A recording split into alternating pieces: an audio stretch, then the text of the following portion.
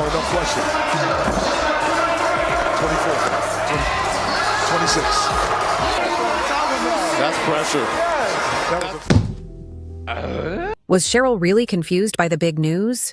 Or was she just echoing the sentiment of many in the basketball world? Because when the NBA suddenly canceled the All-Star Game's three-point contest between Steph Curry and Sabrina Ionescu, people were left scratching their heads. Last year's event was a hit. Sabrina came within 3 points of Steph, making headlines and giving the WNBA a massive visibility boost. It seemed like a no-brainer to run it back. But now, it's off the table, and many see this as a huge, missed opportunity for women's basketball. Some argue that not being showcased on the NBA's stage is a setback for the WNBA.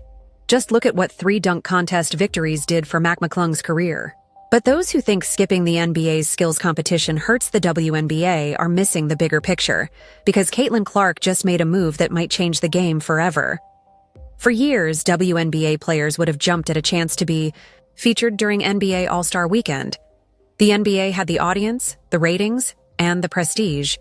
It was the perfect chance to build a brand. But it also felt like a sideshow, something the NBA didn't truly need, making it feel more like charity than collaboration.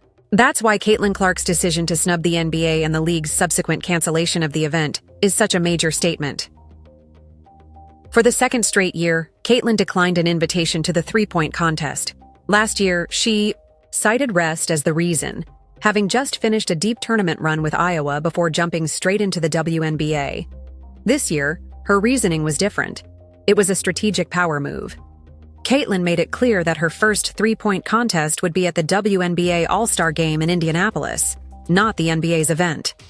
Before Caitlin, turning down an NBA opportunity for the WNBA's version would have been unthinkable. But she's not just any player, she knows her influence and how to wield it. And the proof? The NBA straight up canceled the event without her. Their official reasoning? They couldn't find a way to top last year's contest. But let's be real. No Caitlin, no point. For once, the NBA needed a WNBA player, not the other way around. Caitlin Clark is the most influential figure in basketball right now, and brands know it. Sports Pro ranked her the 4th most marketable athlete in the world, above Messi and Ronaldo. She's got major sponsorship deals with Nike, Gatorade, State Farm, Bose, and Buick, turning down countless others. Every decision she makes is calculated to elevate the WNBA, not just herself. And this isn't the first time she's made such a move. She also turned down a lucrative offer from Unrivaled, the new women's league that was offering equity deals and higher pay than the WNBA. While some thought she would use her influence to grow that league, Caitlin declined, staying laser-focused on the WNBA. She knows the true big stage, and it's not a startup league playing in front of a few hundred fans. The only outside event she's committed to? The Olympics, because that carries real prestige. She understands that her dominance on the court is what fuels her rise. While some players seek attention through personality and controversy, Caitlin lets her game do the talking. And it's working. She shattered records in college, becoming the all-time leading scorer in NCAA history, men's or women's, while leading Iowa to back-to-back championship appearances. The hype followed her to the WNBA, and she delivered. In her rookie season, she averaged 19.2 points and 8.4 assists per game, setting the single-season assist record and becoming the first rookie to record a triple-double. She won Rookie of the Year and finished 4th in MVP voting, all while drawing more viewers than the WNBA Finals. The Indiana Fever, Caitlin's team, accounted for 45% of the league's total broadcast value. Their games shattered attendance records, and her presence alone turned regular season matchups into must-watch events. The numbers don't lie. Caitlin is growing the WNBA in ways no one else ever has. Of course, critics still try to undermine her success, claiming her popularity is due to race rather than talent. But the numbers tell a different story. She's not just getting attention, she's earning it with her play. Perhaps the most underrated aspect of Caitlin's success: the power of saying no. Every time she declines an opportunity, her value skyrockets. Fans are so eager for her return that even workout clips go viral. When the new WNBA season starts, expect record-breaking ratings. And when the NBA cancels an event because she's not in it, that's a whole new level of power. Even her critics are starting to take notice. Cheryl Swoops, who once doubted Caitlyn's ability to live up to the hype, recently admitted she respected Caitlyn's decision because it put the women's game first. Caitlyn Clark isn't just playing basketball, she's changing it. And everyone, from the NBA to her biggest skeptics, is starting to realize it. No, I respect that. Because Sabrina did the opposite. Let's face it, when you're setting records, carrying your team to the playoffs, and making the NBA rethink its all-star events, it's hard to argue that you're not earning every bit of attention you receive. At the start of this video, I said, the haters would need to wake up. That's because they aren't ready for what's next. This offseason, Caitlyn Clark proved she's not just drawing fans, she's drawing players. By nearly all accounts, the Indiana Fever won free agency.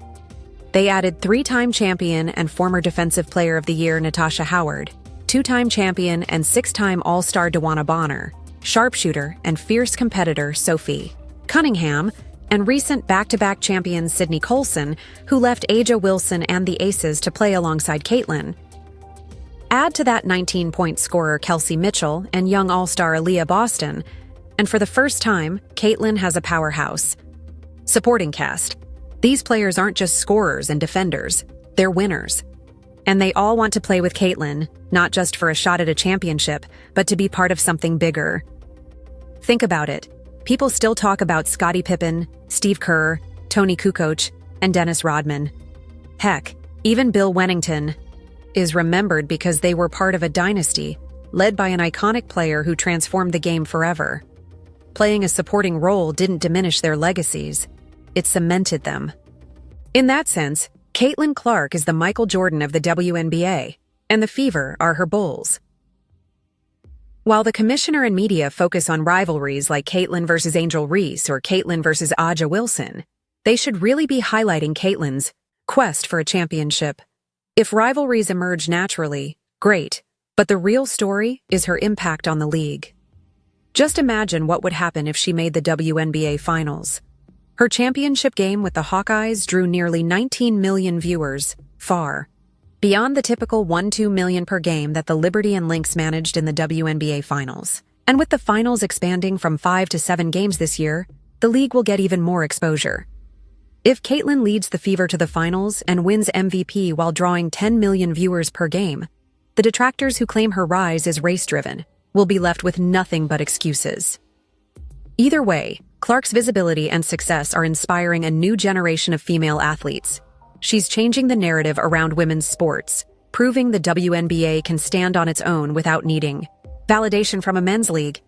Her sponsorships and fame aren't just given, they're a byproduct of her on-court success, a standard that everyone should respect. She knows this, and by turning down the NBA's three-point contest and other opportunities, she remains laser-focused on what truly matters: growing the women's game.